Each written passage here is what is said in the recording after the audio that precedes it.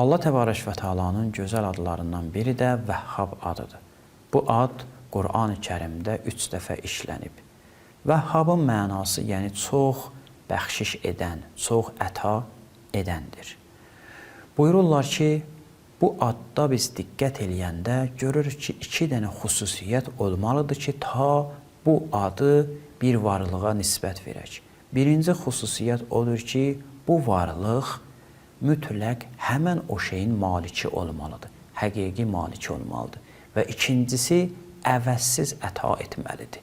Əgər bir dənə varlıq belə bir işi görsə, biz ona deyərik Vəhhab. Və baxanda da görürük ki, bu aləmin həqiqi maliki, sahibi Allah Təbarək və Teala'dır. Və əksər nimətləri, istisnasız hətta iddia edə bilərik, nimətləri Allah Təbarək və Teala əvəzsiz bəxş edir. Məsələn, Həzrəti İbrahim əleyhissalamda biz görürük, buyurur ki, وَوَهَبْنَا لَهُ İshaq. Biz ona İshaqı əta elədik, bəxş etdik, amma əvəzsiz, yəni onun müqabilində əvəz istəmir.